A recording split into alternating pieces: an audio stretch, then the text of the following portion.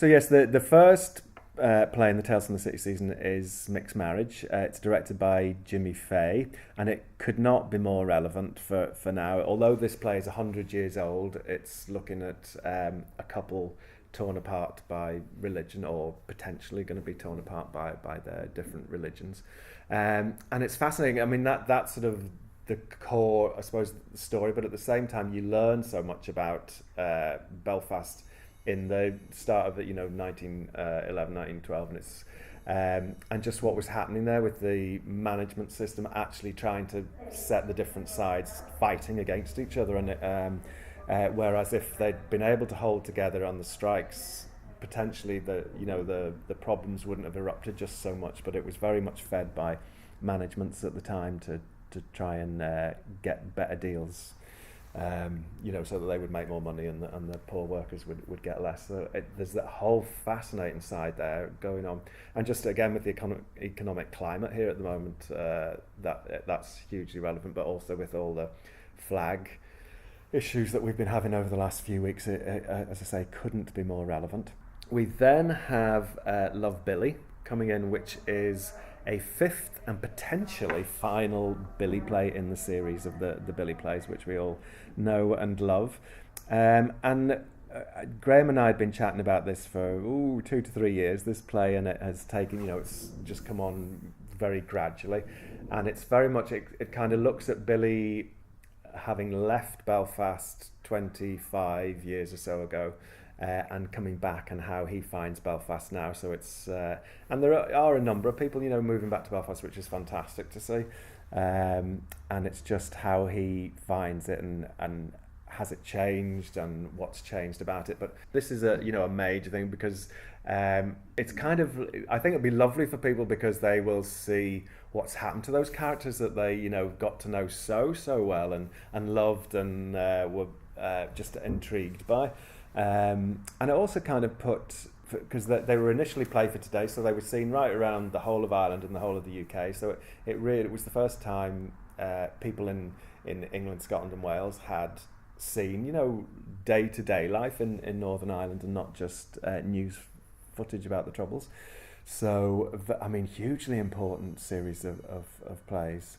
But this is just fantastic that we're now getting an updated version. We're seeing the characters as they've developed over the years, what's happened to them. We're finding out about their lives and where they've got to.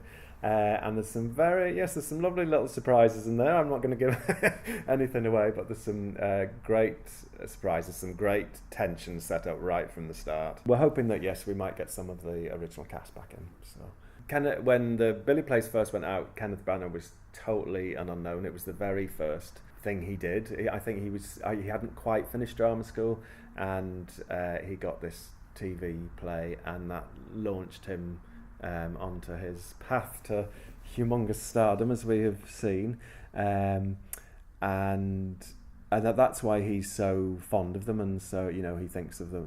That was a huge part of his life, and it launched him to where he is now. And because there were the 4 plays, it was brilliant for him to be a part of that. And he was getting to come home to a place he'd left when he was a young lad. And then we have in the Norton studio David Ireland's piece Can't Forget About You. Now David was our writer in residence last year, and he's done really well for himself. His plays have been put on all over the place, and most recently with Field Day up in Derry there. But he wrote this play under commission while he was our writer in residence, and it's very much a modern day romantic comedy. It's an older woman falling for a younger man, and it's the comedy comes, I suppose, from the reactions of their family, or his family, to the fact that this woman is so much older than him, and it's very, very funny. It's rather racy. I think we're going to need to be giving it certainly an adults only, because there's some scenes of a sexual nature in there, which are going to be very interesting to see how they stage those.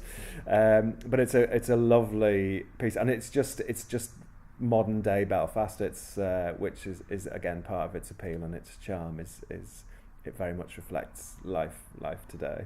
And then yes, the last in our series Tales from the City is Mary Jones's piece Weddings, Weans and Wakes, and that this is just going to be a total ball of fun for that early summer days. And it kind of follows a street where you've got two characters, one of whom sort of has done all the deaths in the scene. She's got, when people have died, she's prepared them for their funerals, and then her mate has sort of has been the sort of midwife for most of the babies in the street, and it's them sort of looking back at what's been happening, and as well as what's happening now, and the mayhem, and at the same time there's weddings happening in the street. So it's just madness and mayhem, but great fun. And again, it just encapsulates slices of Belfast life.